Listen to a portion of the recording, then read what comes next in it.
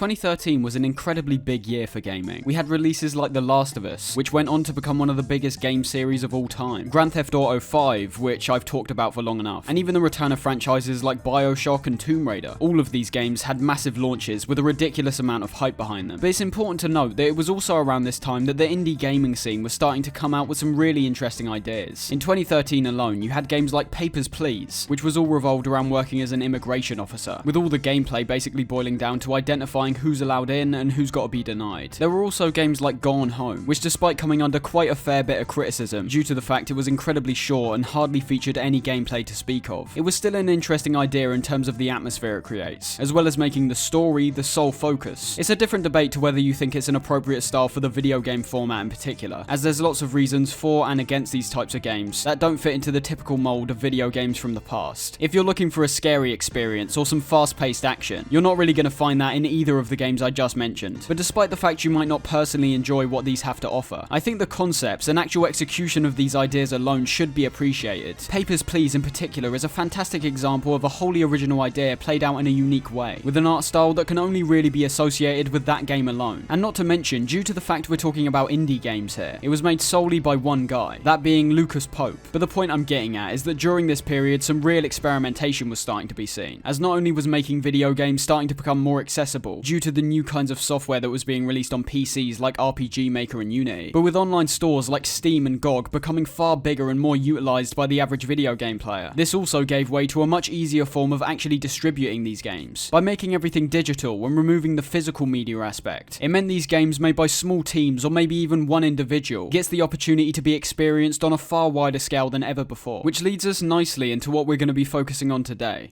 This is the story of a man named Stanley. The Stanley Parable was released in October of 2013 and was developed and written by Davey Redden and William Pugh, before being its own standalone release. The game was initially a mod that was created for Half-Life 2. However, due to the immensely positive reaction to the game's concept and how it executed its ideas, it was eventually remade into its own thing, albeit still using the Source engine, although it was also remade again in 2022, which is the version we'll be looking at today, this time being ported to the Unity engine due to its compatibility with consoles, with the Ultra Deluxe edition being the first time console players could actually experience the game for themselves. But outside all this technical jargon, let's have a look at the game itself and try and understand why it was given so much acclaim and frequently described as thought-provoking, profound, and mind-bending. From the opening cutscene, we get introduced to the narrator, voiced by Kevin Brighting. Shocked, frozen solid, Stanley found himself unable to move for the longest time. But as he came to his wits and regained his senses, he got up from his desk and stepped out of his office. With his smooth and bassy performance, giving quite literally a perfect off-kilter atmosphere straight away. It's a performance that initially sparks intrigue within the player, describing Stanley's mundane life of pushing buttons, a deeper theme which we'll explore later. But then when being told no more orders were being sent to Stanley, and all of his co-workers have seemingly vanished, there's definitely a creepy element that gets introduced here. I always wondered if that was something which only affected me personally, but after seeing countless people play this game, as well as the fairly recent backrooms aesthetic, I can definitively say the initial moments in this game could lead to some people thinking it's some kind of horror. Now, because the game's all based around reaching several different conclusions in relation to Stanley's story, let's run through the first outcome that I found and make some observations along the way, and then proceed to analyse how the paths could have segmented from this initial route. The atmosphere is easily the first thing that strikes the player. It's fantastic, and despite not being completely unique or visually stunning in any fashion, that is the point. It's an environment that fits perfectly with the atmosphere of the beginning of this story, with the empty office spaces and wide open warehouses, giving an immense feeling of isolation right off the bat. But as we'll see later on, the minimalistic art design does give way to some genuinely distinct visuals that can only really be associated to this game alone. Straight away, you'll recognise the narrator isn't just confined to the opening cutscene, but he's quite literally narrating everything you're doing. Stanley decided to go to the meeting room. Perhaps he had simply missed a memo. This alone is a downright bizarre inclusion for a video game, as typically the interactive aspect in games is all revolved around giving the player freedom. Even in games that are crafted to be linear experiences, you find you're merely guided towards certain outcomes, and even then, you've still got an element of discovery. Right from the start, the narrator's describing every emotion that Stanley, or rather you, should apparently be feeling, as well as describing the exact actions we should actually be taking. This immediately creates an interesting disconnect between the player and the game, with the idea of meta being one of the key devices that makes up this experience. This is shown off most blatantly in the first real choice we're given, being told to enter the left door, but at the same time being given the option of entering the right door instead. When Stanley came to a set of two open doors, He entered the door on his left. An excellent piece of game design, which I assume is taking notes from games like Portal, teaching the player the rules of the game in the most stripped back and simplistic manner possible, and then going on to become more elaborate as things progress. The intrigue alone will likely lead to most players entering the right door, and of course the narrator's dialogue adapts to this supposedly wrong choice that you just made. One thing you'll notice about this game, and specifically its dialogue, is that due to the surreal and oftentimes absurd scenarios you end up in, I think many players were taken aback by some of the things the narrator says. Entering the employee lounge, for example, will lead to several instances where the narrator will sarcastically say the detour was apparently worthwhile for this completely empty room. Wow. Yes. This room. It's nothing when you initially hear this, and could stay nothing for the entirety of your playthrough, but it's things like this which could eventually become the feeding ground for some real deep and perhaps even philosophical thought. I'd say that's likely more to do with how the game pans out, and some of the concepts which are eventually presented. But the room in itself is fairly interesting off the bat. Why were we even allowed to go here? If the narrator's in control of telling our story, why didn't he stop us from going here? Why was there even a second door to begin with? You can boil this stuff down to that's the game, that's how it works, but I think that's ultimately destroying the overall point of this stuff. I'm pretty sure these moments are supposed to have you constantly questioning, not just your own actions in relation to the narrator's instructions, but the game itself, and what the point of the alternate pathways actually are, and what they mean. By following the path onto the cargo lift and entering a room with a phone, we'll eventually be taken to an apartment, with the narrator convincing us we've got a wife, who we've apparently been neglecting over our work. Alright now, I want you to come in and tell me all about your Gotcha!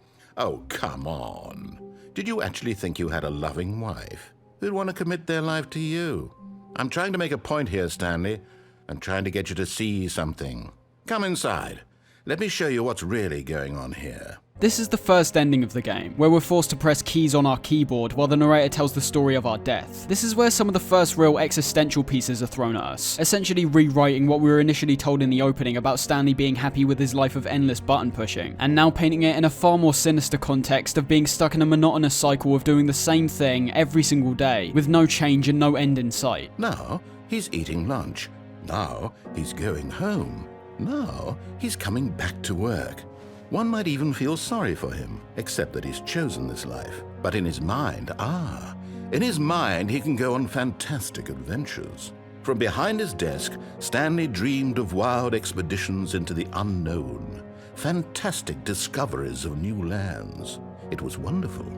And each day that he returned to work was a reminder that none of it would ever happen to him. Stanley's described as a nobody who does nothing of worth. His job's easy and makes near to no impact on anyone or anything, and his life is quite literally on a loop of going to work and coming back home. But it's eventually revealed the titular Stanley Parable is in fact an idea that Stanley came up with in his own mind, along with several other fantastical adventures which he himself will never be able to partake in. Down one path lay an enormous round room with monitors and mind controls. And down another was a yellow line that weaved in many directions, and down another was a game with a baby. And he called it the Stanley Parable. Much like how he chose the right door at the beginning, Stanley chose this mundane life, which is easy but utterly dull. The existential thoughts are being channeled heavily here, as we start realizing Stanley is in no way a character, but simply a vessel for us the player, a real life person. Unlike Stanley, we're not a character model with a texture placed on us, and our existence doesn't dissipate and reappear at the press of a launch button. The narrator still talks directly to Stanley for now, despite the things he says clearly being a reflection of how many people in real life actually live their lives. But as we can see in one of the other endings, he's not unaware of the possibility of an actual player taking on the role of Stanley. Wait a second. Did I just see? No, that's not possible. I can't believe it. How had I not noticed it sooner? You're not Stanley. You're a real person. I can't believe I was so mistaken. It's important to note that although this was the first ending I got in my playthrough, most of the endings are available from the get-go, even those with credit sequences, which I assume are in some way the definitive endings. So when the narrator mentions all of the different possibilities that Stanley came up with in his mind, it works on two levels of meaning, those being a foreshadowing to the events we'll eventually see, as well as a retrospective reflection on them. The way this wraps up is brilliant, describing Stanley as merely an observer of these ambitious thoughts, as he pushes the same old buttons day in and day out. And I tried again, and Stanley pushed a button. And I tried again, and Stanley pushed a button.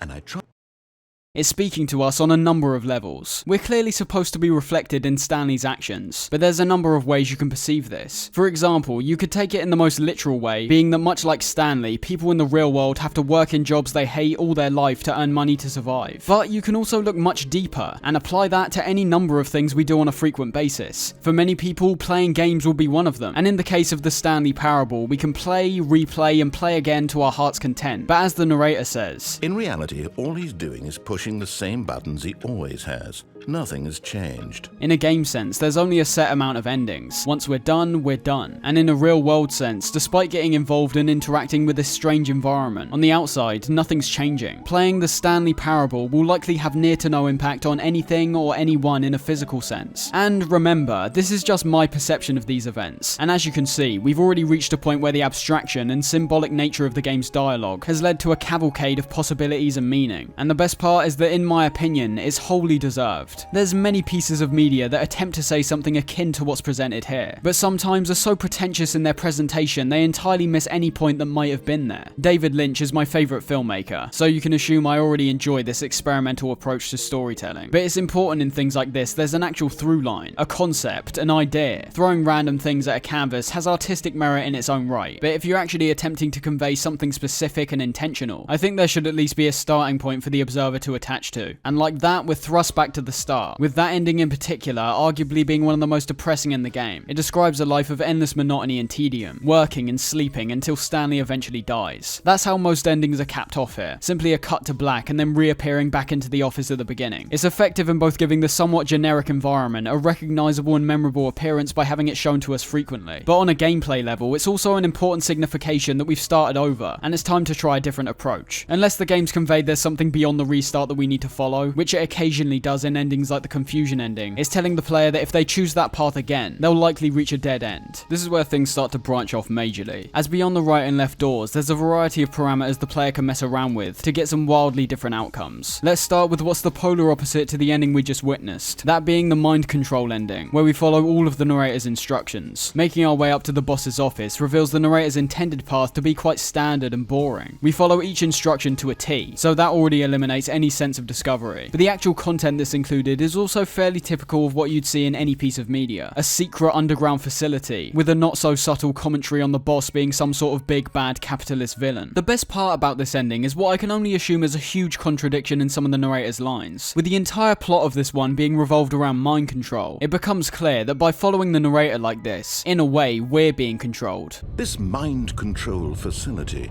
it was too horrible to believe. It couldn't be true.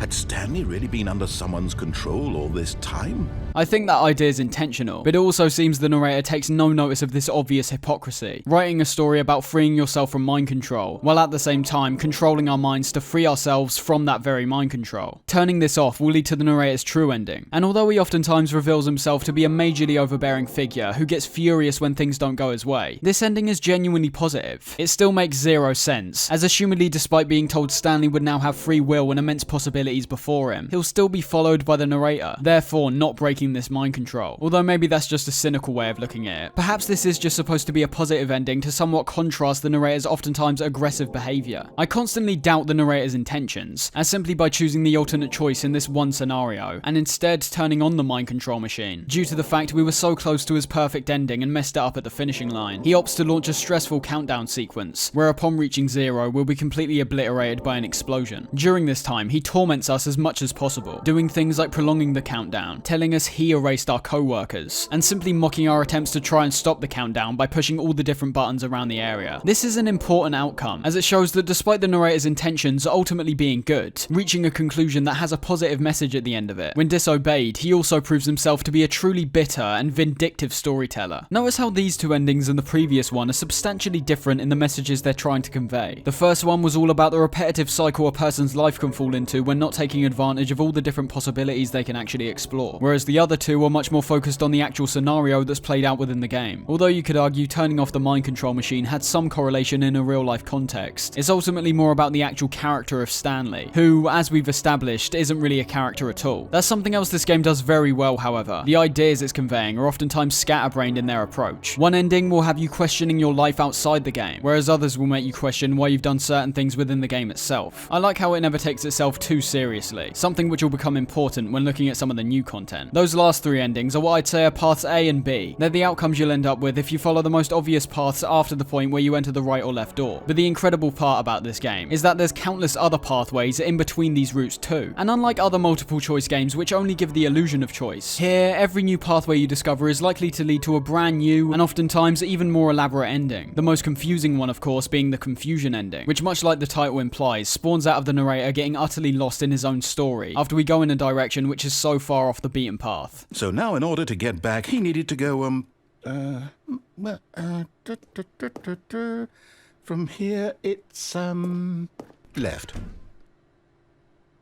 Oh, no, it's to the right, my mistake. I'd say this ending is more interesting in terms of the game itself, being far more impressive in relation to its multiple restarts, with brand new and contorted versions of environments we were previously familiar with. It's another element of commentary, this time of game design, both taking a look at how other game developers lay out the progression of their games, as well as being a self-reflective look at this game's own mechanics. It's no mistake that this ending in particular is strung out over the course of several restarts, quite blatantly mirroring how we restart after each individual ending. This time though, it's used effectively to make us feel even more trapped and isolated, going further and further down a rabbit hole, where every subsequent restart messes up the game even more and gets us even more lost, eventually culminating in the adventure line being put in place, a bright yellow line that shows us exactly where to go and exactly where the story is. Years ago, when I played this for the first time, I likely wouldn't have thought anything of it, but I suppose due to my recent delve into the GTA franchise, I now realise this is likely commenting on the frequent hand-holding many open world games found themselves doing, with objective markers, icons and predefined destinations all being implemented to supposedly make a player's experience more smooth and understandable, which, despite definitely being a factor, also brought a complete dumbing down of the games themselves. It's why I find so many of Bethesda's and Ubisoft's games so difficult to play, as although their worlds are usually undeniably grand and expansive, you're typically always following the markers on your minimap to your next objective. It's no mistake that I frequently hear that when you completely ignore this element and instead head off in a random direction to explore on your own volition, you can get some genuinely engaging and dynamic encounters. It's not that these games are always boring and lacking content, it's the fact they always seem to guide you away from it, instead focusing on what they think is the most important parts, much like the narrator does for pretty much the entirety of this game. This exploration element is even explored here as well, where after following the line past a fern, which I have to assume is another jab at other multiple choice games like The Walking Dead and Life is Strange, both of which emphasize the impact of their choices, despite not making any substantial differences throughout their respective stories. Wait, cut the music. Go back and look at that fern. Stanley, this fern will be very important later in the story. Make sure you study it closely and remember it carefully. You won't want to miss anything. We end up restarting again, this time heading in a different direction to the line. Much like we can do in countless open world games, we ignore what's supposed to be the main objective and head off in a brand new, uncharted direction, making the events which play out far more interesting, as we have no idea where we might end up or what we might discover along the way. This all leads us back to a choice between 2 doors once again, and I think it's no mistake that we're told to walk around in circles at this point, as that's quite literally what this ending's conveying. We've gone round in circles for a while now, basically doing the same things countless times over, and expecting something to change. But something does change here, just for a brief second. When we finally head into the right room, we're presented with a confusion ending schedule, laying out all of the events that just happened, and all of the events we're apparently going to take in the future. Much like everything else, our supposed adventure was rigged from the start. There was no adventure, but once again, a predefined path that was already planned to happen from the beginning. But in a genuine act of defiance, the narrator refuses to adhere to this schedule, and as a result, the timer stops. I won't restart the game. I won't do it. I won't do it. I won't do it. And the timer stopped? Does that mean, did we do it? Did we break the cycle? The, whatever it is that made this schedule? How would we even know? Will someone come for us? Will something happen? What initially seems like the possible start of an actual adventure, the game breaks and we're brought right back to the start. Well, in the meantime, if you...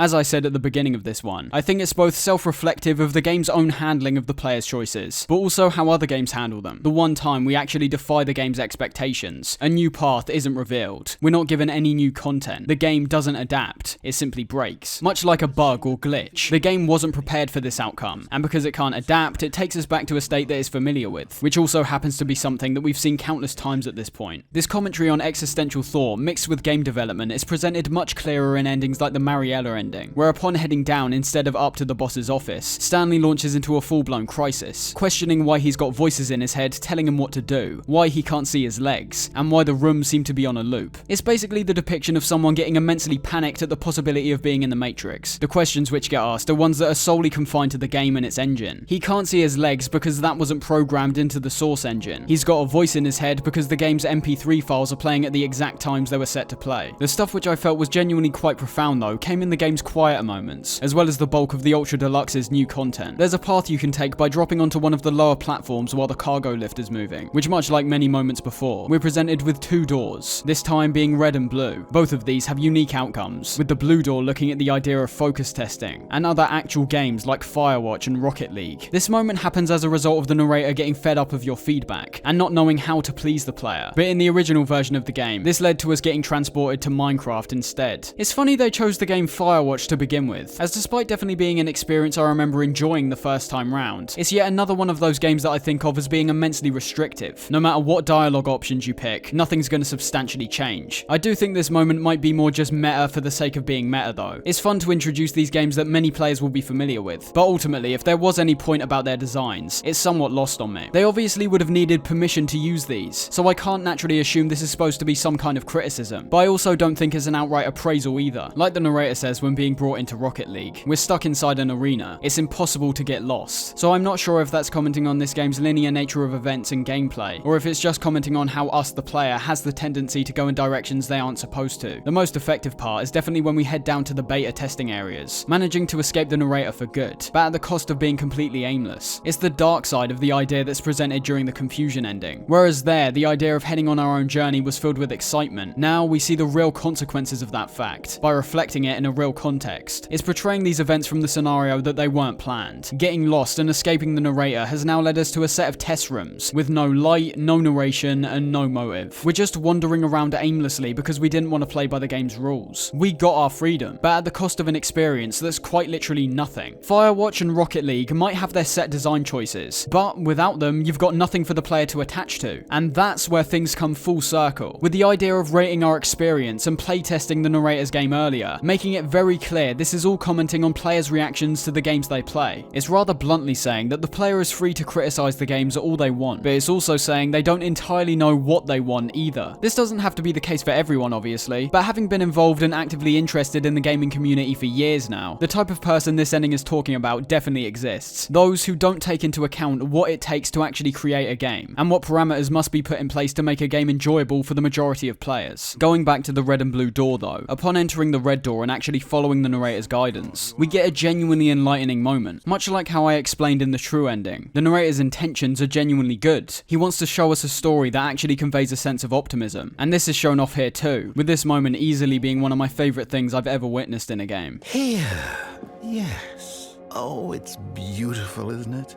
If we just stay right here, right in this moment with this place, Stanley, I think I feel happy.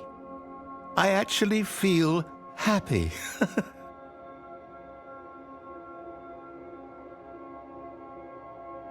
It's simple, but the way the music and visuals are handled here are so effective that they create something genuinely beautiful and artistic. But naturally, that's not how this game works. The developers must have been aware of how powerful and peaceful that moment was, as the aftermath of this shows us hurling ourselves off a flight of stairs over and over until we force the game to restart again. This angelic period is brought to a slow and crushing end because we couldn't bear to miss out on some other content. Our actions are painted almost as a consumer, not someone who wants to appreciate the art. Is it over? It's going to restart, isn't it? I'm going back. And it's these kinds of ideas that get heavily explored in the new stuff added in the Ultra Deluxe content. Being released in 2022, 9 years after the standalone game came out, it's easy to say the expectations from fans was high, due to the huge time gap. There was no real need to ever remake this game. It already made its impact years ago, so going back to it now could both jeopardize the original vision of the game, and also just be a disappointment in terms of what's included. With such a large amount of time, the possibilities for what could be added, as well as the assumptions which may have been made from fans, almost sets it up up to fail. And that's exactly what we see the game grapple with in everything here. And funnily enough, the thing it most heavily reminded me of in recent memory is the Brazil special from Smiling Friends. Much like that episode, it was purposely hyped up as something brand new from the original game, with the title Ultra Deluxe being painted out in gold text, and the trailers appearing to be self-aggrandizing and promoting the idea of new things. But as we see when actually accessing this new stuff, it's purposely set up to be a disappointment from the get-go. The door that leads to this new content is just tacked on randomly as we head towards the two doors at the start. We get led through some warehouses and told about the brand new edition of the game, in what I assume is supposed to be an incredibly lazy and lackluster manner. And then when getting down to brass tacks, there's intentional issues that are put in and actively commented on by the narrator. The slow-moving elevators, the lame and unnecessary new mechanics, and then the abrupt ending. But of course, that's not all there is to see, but simply the start of this divulgence into the idea of going back to an IP that's loved by many players. I'd say this new content isn't just revolved around the original game and the acclaim it got from both fans and critics, but is just as much about the idea of remakes in general, an idea that's fantastic in today's current climate, with games like The Last of Us getting remade and getting a fair amount of backlash due to the fact it doesn't look substantially different from the original. And I'd say that although you can definitely see the visual upgrade in that game's case, you've got to start taking into account other factors like what you're actually charging for the remake, and if it's worth it in comparison to the features which have been added. Just like films and TV, games can also have underwhelming remakes, which is what makes the narrator take us to the memory zone, reflecting on the past and what made the original game so great. I call it the memory zone. It's where I've been storing all my favorite memories so I can relive the peak experiences of my life whenever I want. Experiences like the launch of the Stanley Parable on PC. For me, this was a deeply resonating idea. So many people go through their lives capturing memories through videos and pictures, but you've got to understand what the purpose of that actually is. So many people nowadays live under the guise of nostalgia, talking about how much better things used to be, and reflecting on older and happier memories to brighten their mood from their current reality. That's pretty much exactly what we're doing here. The new content failed us, and as a result we've turned to what used to be. But at the same time, this is just a reflection. We simply can't learn anything new as we're already aware of everything that's on offer here. But on top of that, we then start getting into the more game-related side of things, being shown glowing reviews from outlets like Destructoid and GameSpot, praising the Stanley Parable for its experimental and innovative gameplay ideas. 9 out of 10. Don't you get it, Stanley? The game was perfect. It didn't need anything else. It didn't need new content. Much like all memories in life though, the more you start analysing them, taking them away from the untouchable rose-tinted retrospective view, the more the reality starts to seep its way in. As time moves on, your memories become gradually more foggy. You forget the minutiae, and primarily only remember the high highs or the low lows. And that's what we bear witness to when looking at the Steam reviews. The warm, positive feeling we feel slowly fades away, as we get shown several negative reviews criticising the original game's content. Everything from the narrator, the multiple endings, and the ideas it's trying to communicate get labelled as dull and pretentious, with the narrator himself questioning if these people are actually right in their criticisms. While the idea for the game is good, for someone who prefers non-linear games, this preachiness gets annoying fast. Preachy? Stanley? I'm not preachy, am I? You can tell me if I'm preachy. Honestly, you can. Oh, goodness.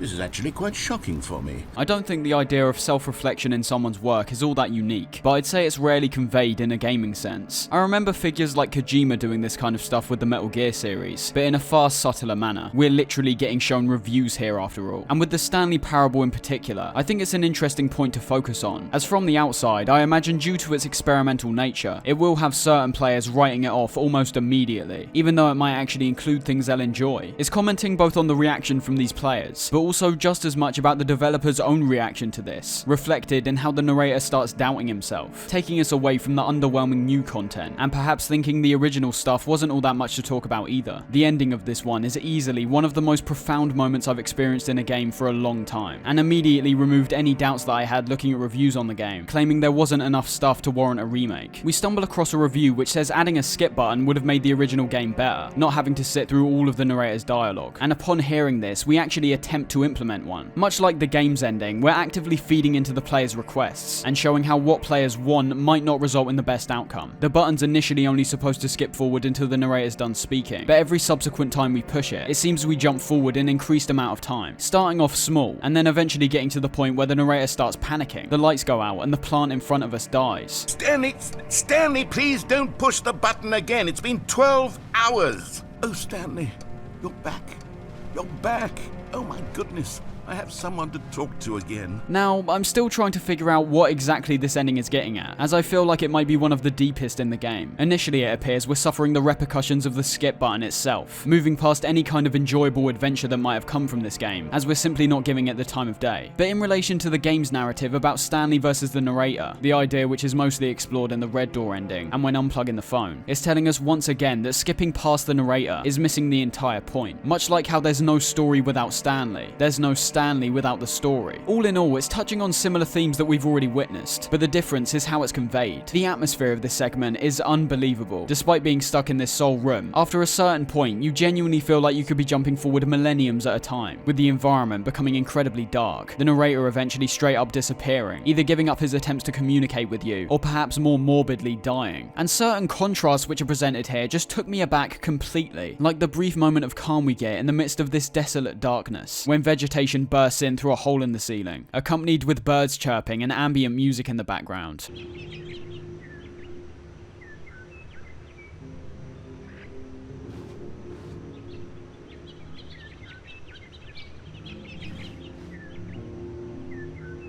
Only to have that stripped away and replaced with almost absolute darkness and these haunting wind sounds from outside.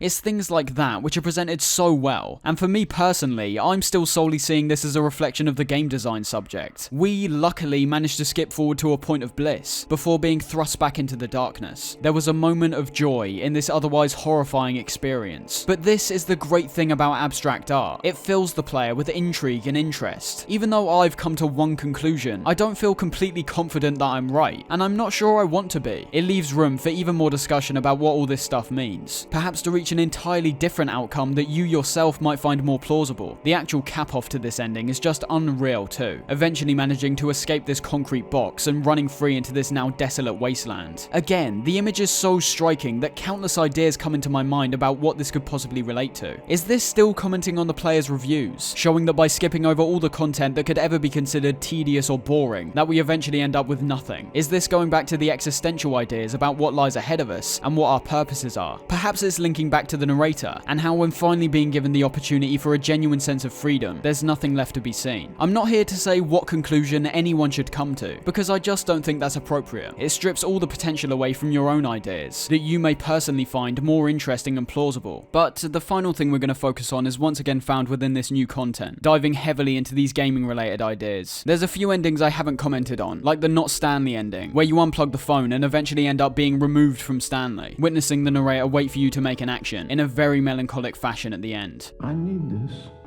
The story needs it. So, you hear me? He eventually realised that he needed us, just as much as we really need him. There's also some secret endings which aren't as substantial, like the two where we can glitch ourselves out of the map, the museum ending, as well as the escape pod ending, all of which we'll look at later on in a slightly different context. But that's about all there was in the original game. After the mind-altering experience that we have with the skip button, the new content door is rebranded to being new content, whereupon reflecting on the criticisms which were thrown at the game, the narrator employs a number of techniques to get people on side. First of which being that the game is now completely rebranded as the Stanley Parable 2. Which is why I'm very proud to announce for the first time ever, the Stanley Parable 2.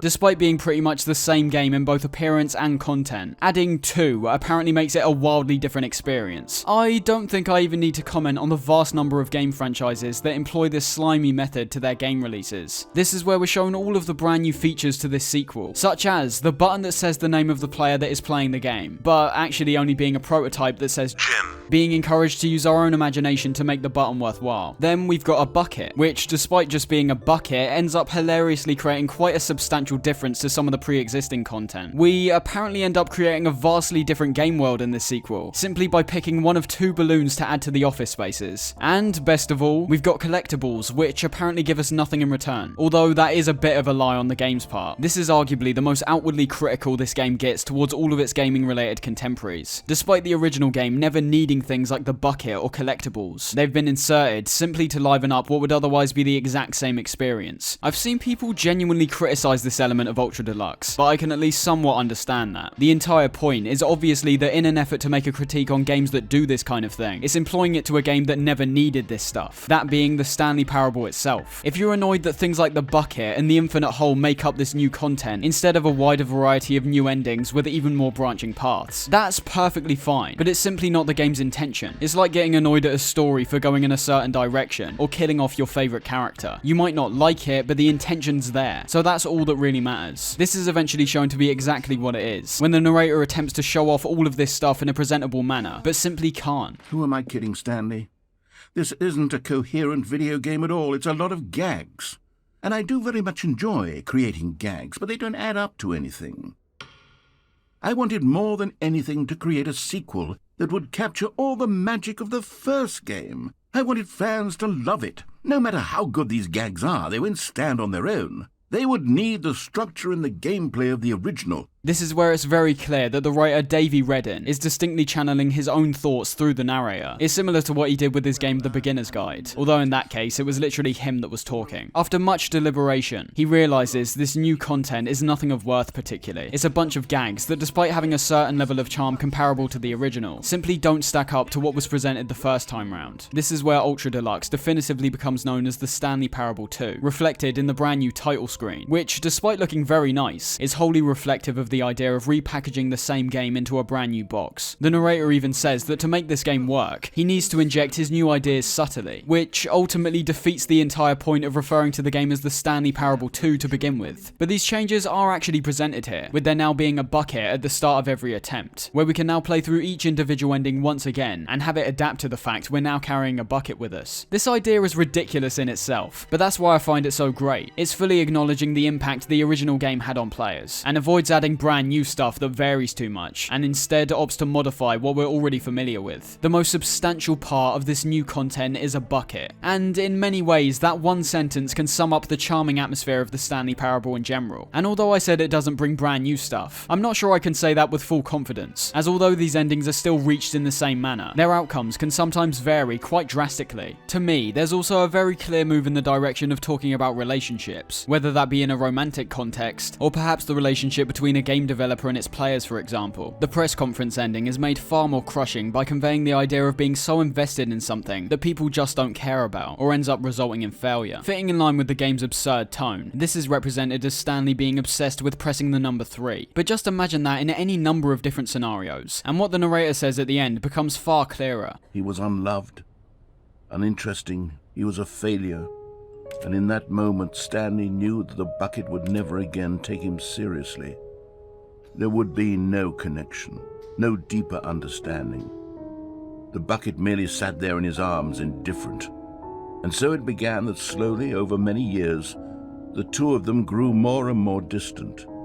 They spoke less and less, neither wishing to state the obvious, that any sense of real respect between them had eroded since that day at the press conference. It's not about being interested in the number 3. It's about having a passion for anything, but then not having that reciprocated by anyone else, and actually abandoned by those who once believed in you because of your failure to create something that people care about. The bucket and Stanley in this one could convey a huge number of things with how they lose touch and grow distant. One of the most famous examples I can think of in a gaming context is the whole Konami situation, once being seen as one of the best game publishers out there, with their current status being a complete shell of their former self. This really is working on a number of levels. You can see it like I just described, or perhaps paint it more in the light of a failed relationship. These ideas are also conveyed in the bucket version of the phone ending, with the narrator describing a scenario where he introduced us to the bucket, and then the bucket started controlling our lives, not allowing us to spend any more time with the narrator going out on adventures, because we're forced to spend all of our time with it, quite clearly reflecting a controlling and toxic relationship, perhaps with the ending of this one being the narrator falling into his temptation actions for a chance to go out with the bucket instead of you. Or maybe it's just trying to convey more clearly what the actual meaning is here.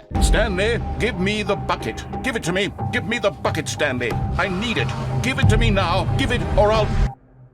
But outside of those new endings, there's one final thing we need to witness, and that's the epilogue. You'll find that whenever you relaunch the game, you'll be asked to configure things like the time and brightness, with these text boxes eventually becoming sentient and making us configure some completely pointless things. But after this random text box starts becoming reflective about what its purpose is, because of course it does, we unlock the epilogue. Emerging back in the barren wasteland from the skip button ending, we can head in any direction we want. Much like that ending, the way the music and visuals are used here is absolutely incredible.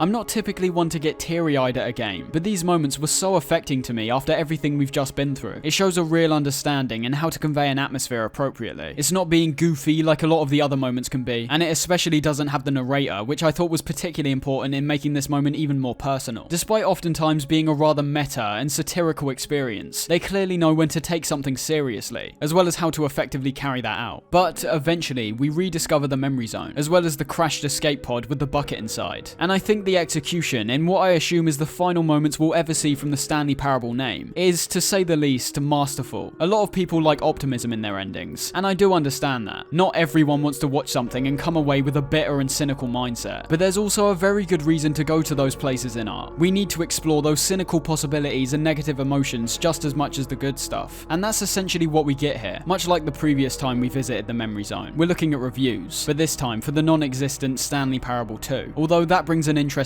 point. Since these reviewers have no way of being real, that means Davey is essentially trying to predict people's reaction to the Ultra Deluxe. And assuming that some of the reviews I read on Steam aren't simply trying to feed into this narrative, I think he hit it right on the money. The silence drills in these points very well. There's nothing more to see outside of these people's comments, all of which are utterly scathing towards the game, labeling it as uninspired and disappointing. I can't help but once again think of games like Cyberpunk, Fallout 76, Mass Effect Andromeda and Anthem. Much like we see here, not only were fans furious at what they received, but the developers of all the projects I just mentioned had to personally apologize for what they were attempting to sell. It's important to realize that no matter how hard the game devs might have worked on these games, they weren't in control of when they were pushed to the masses. And as a result, it seems like the people that were making these games didn't have any passion for the projects, which is very rarely the case. It always seems to be they've simply run out of time and are forced to stop working. Something that's become increasingly common in the modern day gaming climate, with companies tagging on gigantic day one patches to their releases because they simply weren't ready to be released yet. The last thing we do is end up back inside an office, going against the developers' wishes of ending the franchise at the sequel, and instead deciding to milk the franchise as much as possible. This ending irks the ideas of freedom, but through the guise of a monetized and capitalist viewpoint. I suppose the idea of not caring about your legacy isn't bad in theory. It removes any kind of limitations from your work, and presents a real freedom from being judged. But at the same time, in this context, it's only about making new games to get people's cash, which is exactly what we do here, being an even more shallow attempt even when comparing it to the narrator's sequel idea, by simply adding a new number to the title screen, and also adding a subtitle to allegedly create an entire new experience. What was once an experimental project with actual artistic merit has been turned into a money-making machine, a franchise that pumps out media as more of an exercise compared to anything genuinely worthwhile. And that's the Stanley Parable, a game which presents so many ideas and leaves the player with numerous questions that only they can answer themselves. As I mentioned, it's a game that oftentimes teeters on the line of being deeply profound, but never crosses into being preachy or pretentious. The things it's presenting are all valid for analysis, but it's never overbearing, and never takes itself too seriously. If you don't want to think too deep into things, the bucket can just be a bucket, a quirky addition that you become attached to. But much like everything else, under further analysis can be seen to be holding several layers of meaning, under metaphor and symbolism, that it can be even more interesting to those looking at this stuff in a philosophical light. In terms of its mechanics, it's not special at all. There's no actual gameplay here. The closest we get is stopping a baby from going into a fire, and even then, that's just pressing a button over and over. But much like the games I listed at the start, the gameplay was never the point. It was all about the story and the presentation of its ideas. The original Stanley Parable was brilliant enough, with its commentary on game design and free will, but the Ultra Deluxe deeply affected me in a way that no other game has in recent memory. It made me think about a variety of things, not just in a media sense, but in terms of my actual life, how I've lived it, and how I'll go on to live it in the future. It's an experience that I highly recommend to anyone, as despite me going through the game in detail here, what many would consider to be a spoiler for the entire game, I still think it's something that you need to experience for yourself. I didn't show everything this game has to offer anyway, and much like how I've come to my own conclusions about certain things, perhaps experiencing the events of the game for yourself will lead to a new outcome for you personally. For those solely looking for an enjoyable game with an addictive gameplay loop, this most likely won't be for you, but for those who are interested in a game painting itself as an adventure, before slowly revealing itself to be a front for some truly insightful ideas, handled in a subtle and classy manner, I can't recommend this game enough. The end is never the end in the Stanley Parable, but if the epilogue's anything to go by, it's telling us that all good things eventually must.